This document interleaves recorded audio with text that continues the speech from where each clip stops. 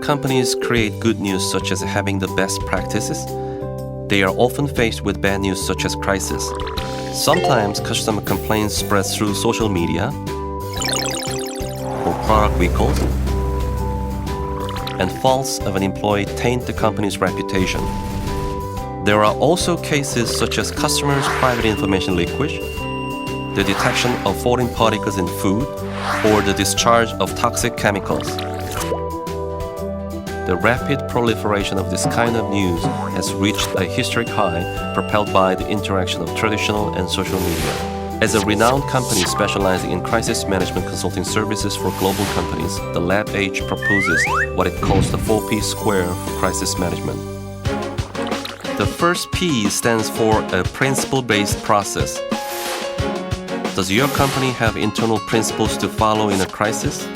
For example, focusing on the victims rather than the financial damage, communicating internally before speaking publicly, making decisions based on a worst-case scenario, and delivering an official statement quickly and frequently are all guidelines that must be reflected in a crisis management process. The second P is people with practices. There needs to be a crisis response team led by the CEO in order to make important decisions, to deliver the company's position to the public, and to handle the situation on site should a crisis occur. Moreover, regular hands-on crisis simulation trainings rather than just theories are essential. The third P stands for PreCrisis prediction and PostCrisis review.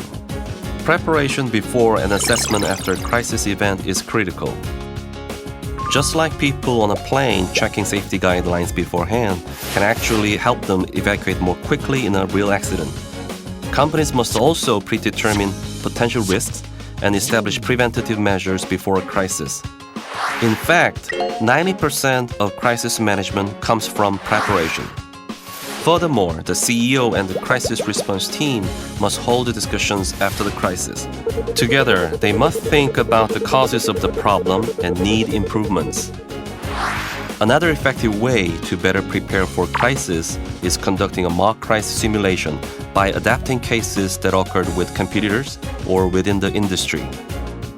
The last P stands for presence before problems. Social media has become a headache for companies when it comes to the spread of bad news. So how should they react?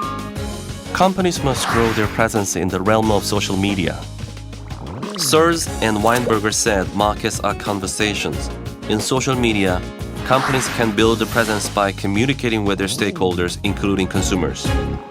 Only when companies leverage social media not simply for promotional purposes, but also to be cool and to admit their mistakes, can they gain the public's trust and appear genuine. So far, we looked at the 4P square that companies must be equipped with for crisis management.